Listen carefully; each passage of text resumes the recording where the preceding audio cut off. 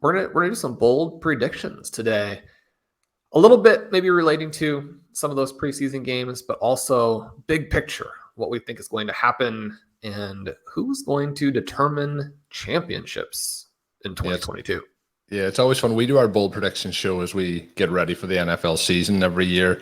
We'll be doing that again this year. And I was thinking about maybe it's around time that we start reaching out to guests to see who wants to jump on. And then I was thinking about bringing it up to Shawn. And then first thing I see during this week on the website is Shawn's 20 bold predictions and other observations following a thrilling first weekend of the preseason. So we are going to hit on a couple of them today.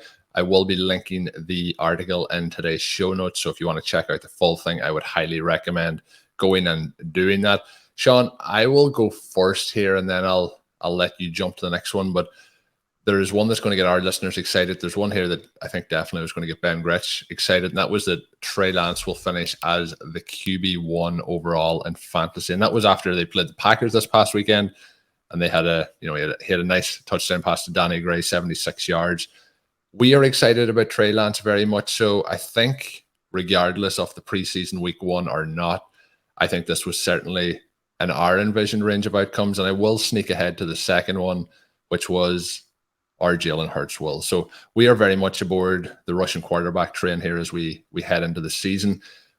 What we seen in week one, I think, was positive. It was what we wanted to see, but this is something that we've been kind of willing into existence for quite some time. Yeah, and the only reason that Trey Lance is where he is because he did not force his way into a starting role last year. He didn't actually play a ton in college. When he did play, he didn't throw the ball a ton in college. So there is so much uncertainty attached to that type of player, especially if he's a quarterback, right? Because this is a very different position than really anything else, and not just in football, but arguably in all of sports. And yet the upside here is absolutely crazy. You mentioned the rushing element. He probably is going to rush. I think that he will have some good numbers in that category.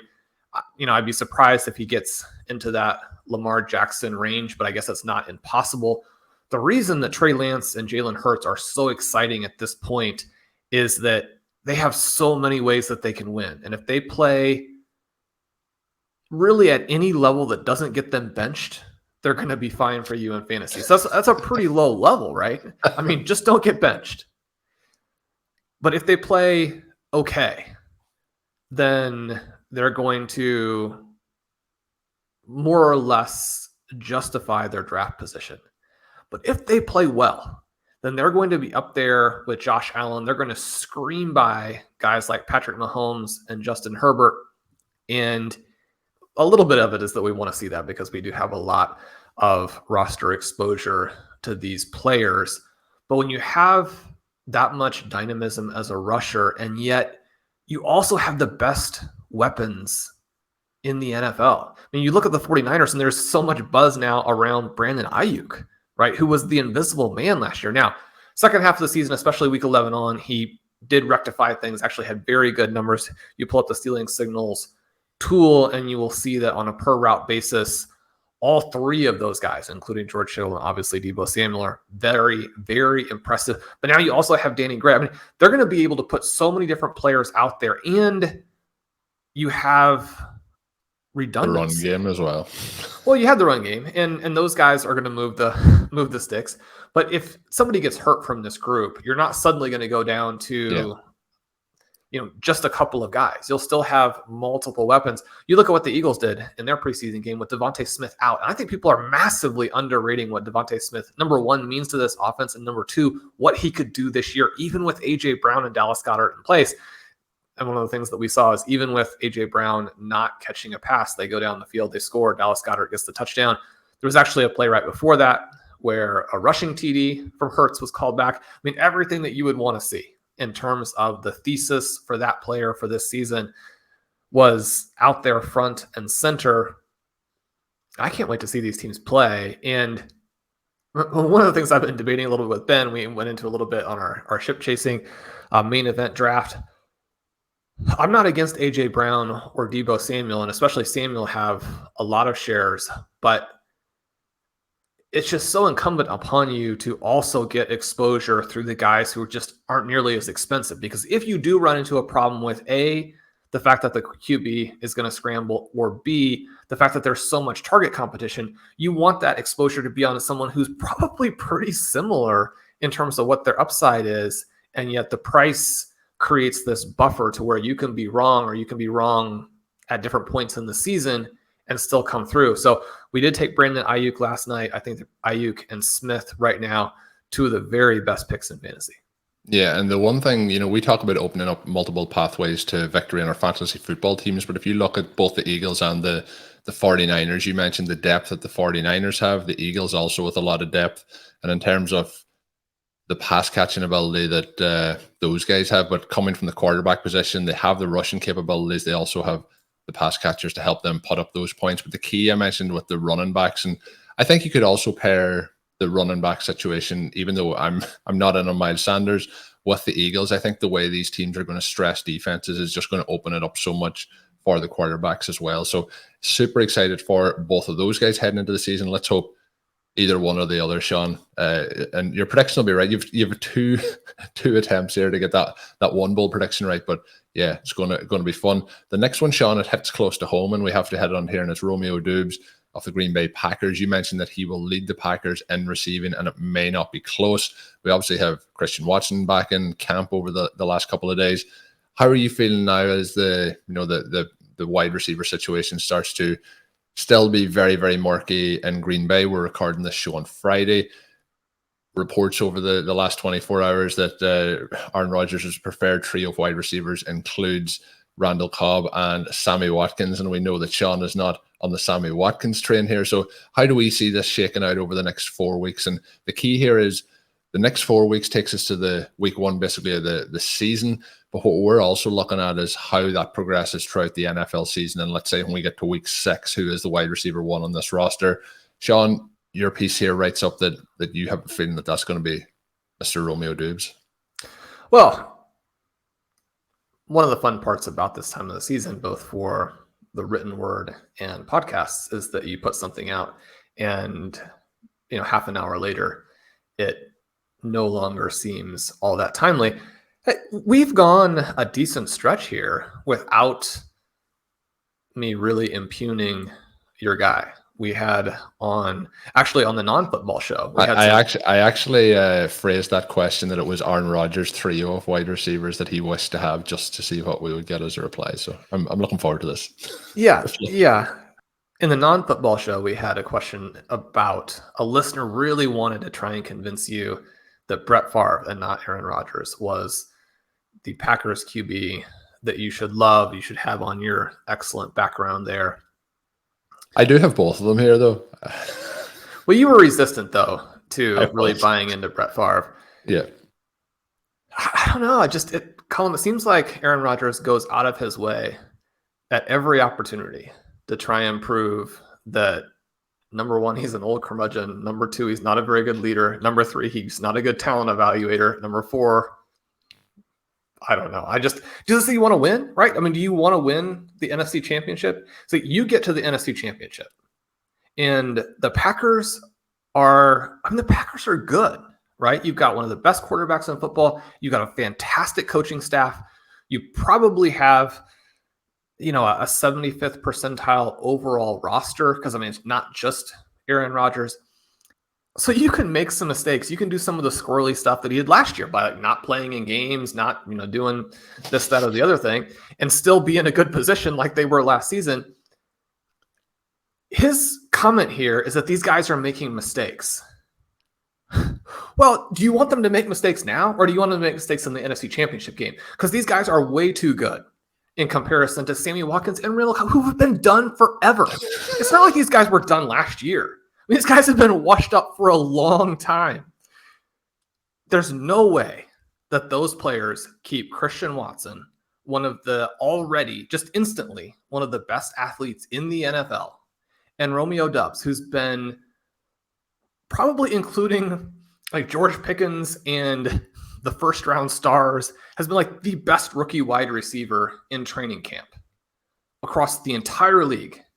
There's no way that players like Randall Cobb and Sammy Watkins can keep those guys on the bench.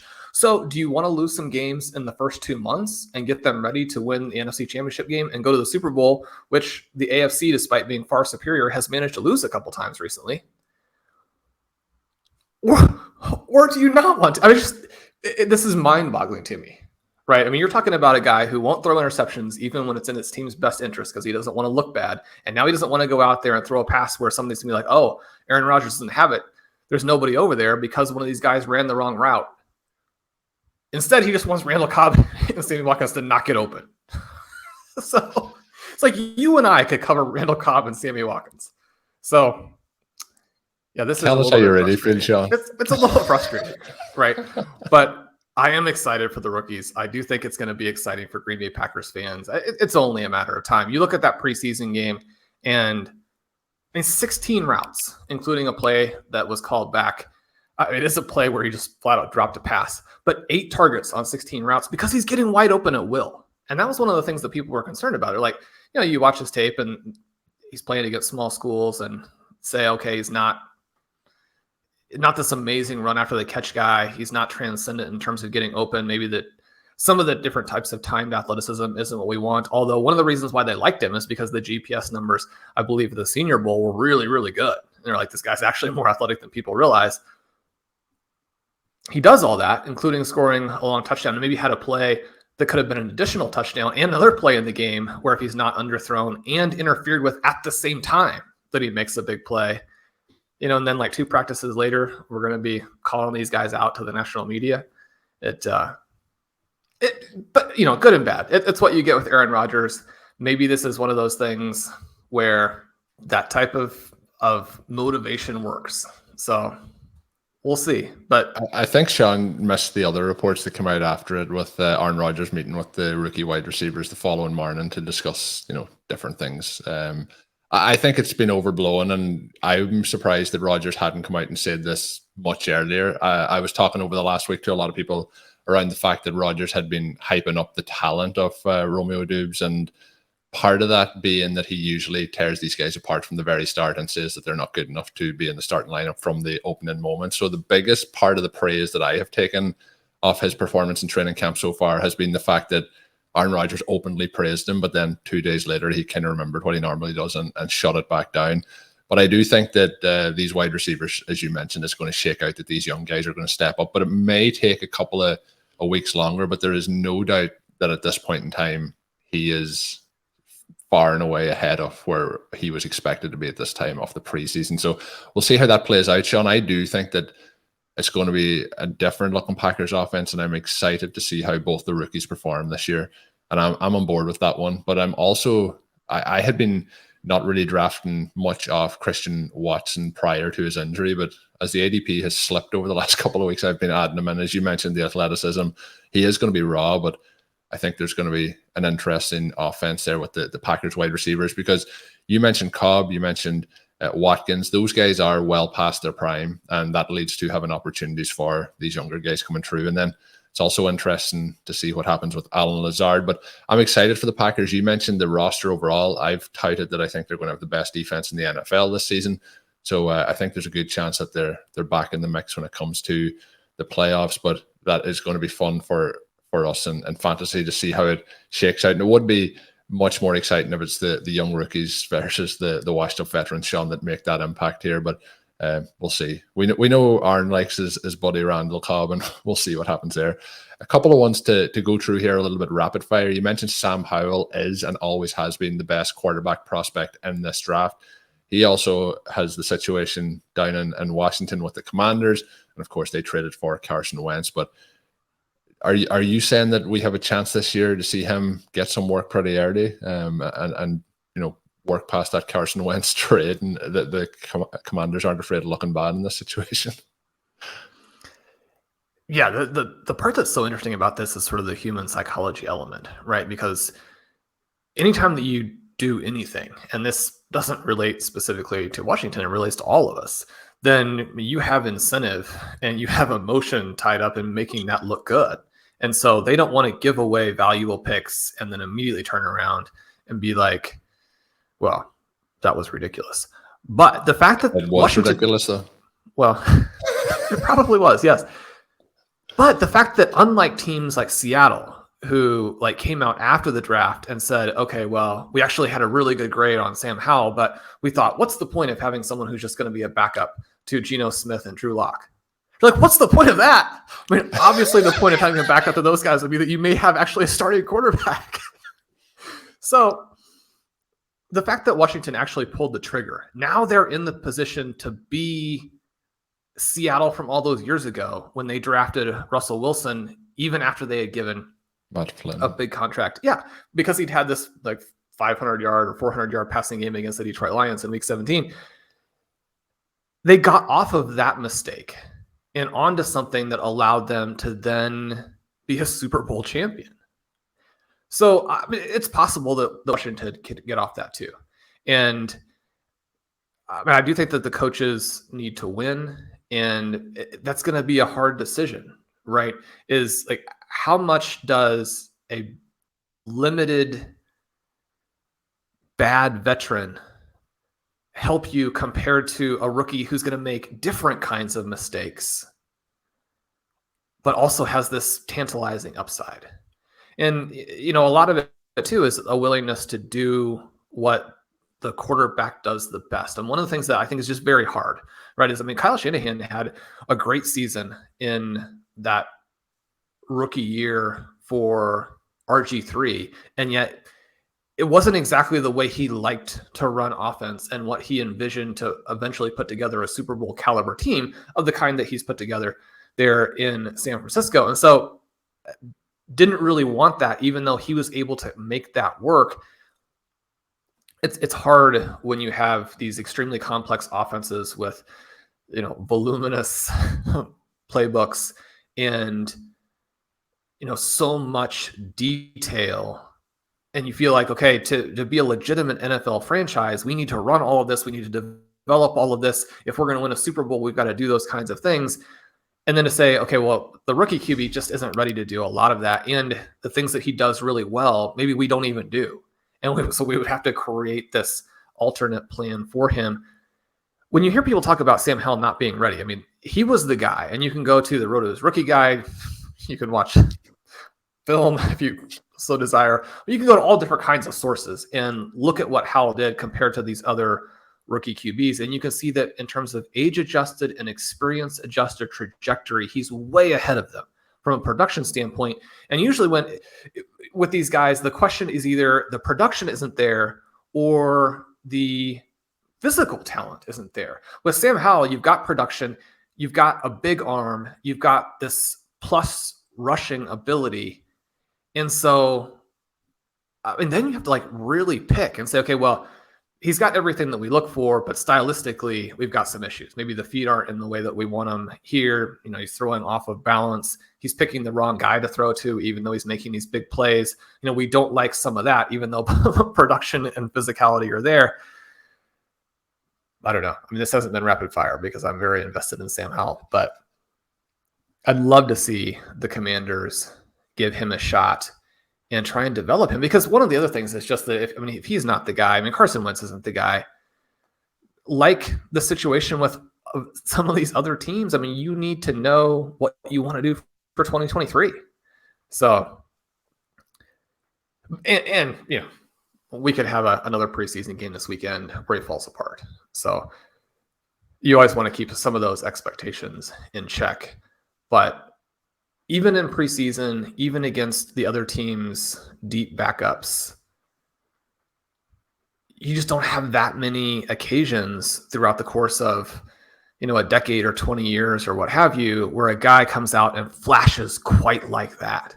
I mean, it was must-see TV in the fourth quarter of a preseason game. It was fantastic.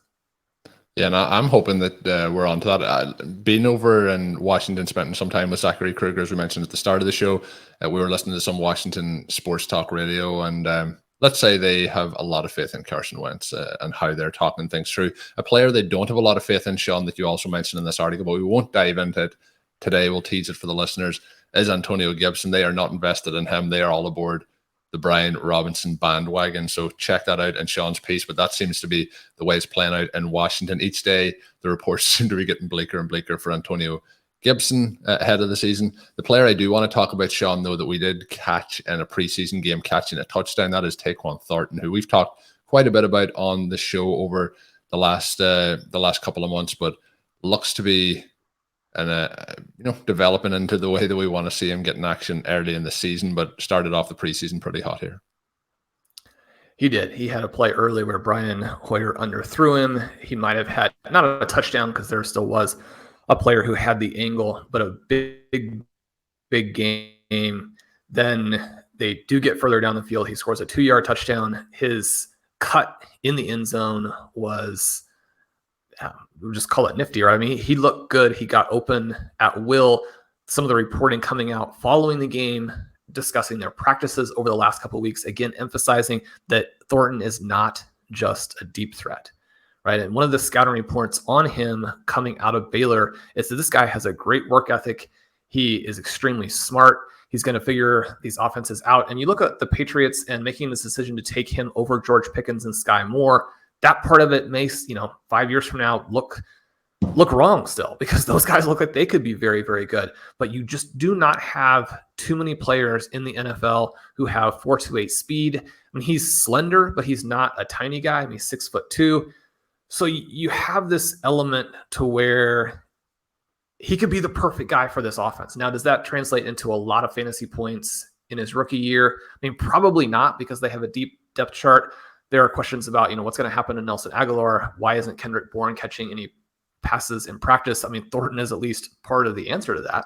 You have guys like Jacoby Myers and Devontae Parker, who do appear like they'll be the 1 and 2. They've got some decent tight ends. And the big picture reporting on this offense is that they've got quite a ways to go, right? At the same time, when you're looking for big plays, when you're looking for late season production, I mean, this is a guy who had a 37% dominator rating last year at Baylor. He scored 10 touchdowns. I like where this is going. I think that he's still too inexpensive in Dynasty. We just recently had Curtis Patrick's Black Crown rookie draft. Kind of fun to have one that's actually taken place sort of as these preseason games are going. It was interesting to see the rookies and where they went in that. We have a big group of what you might consider late round rookies, anybody really from 50 to 150, certainly the players in that 100 to 200 range who have performed well and or appear that they'll have a role early. Now, you look at the Cowboys and the situation over there, and maybe Michael Gallup is going to be ready faster than people think.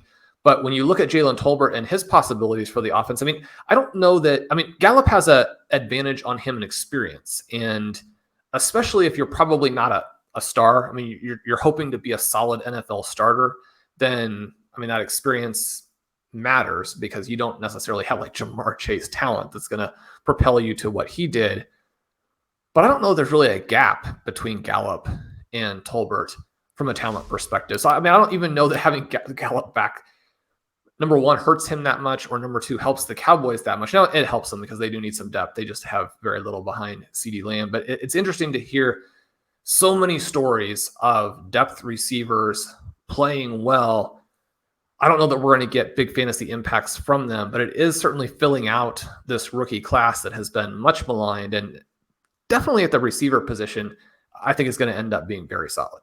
Yeah, I think it's going to be much better than people were anticipating even just a couple of months ago. But they've all, there is going to be puff pieces around every player that's doing anyway decent from their teams in training camp. But there seems to be quite a bit of smoke, I guess, around the guys that we're discussing and that we're trying to target in our drafts. Your bold prediction for this one is that Thornton is going to catch a 70-yard touchdown at a very big moment. So, if you're having him on your best ball rosters, you don't have to predict that big moment. If he's on your redraft rosters, that makes it a little bit more challenging. But it feels like with a player like Thornton, we could have been at this point and been like, things aren't looking that great. The reports aren't that positive. But everything with him, like Sky Moore, who you mentioned, and like Pickens as well, it seems to be heading in that right direction. As I mentioned at the start of the show, I will be linking this article in today's show notes. There is 20 bold predictions. I would highly recommend heading over and checking them up on RotoViz.com from Sean.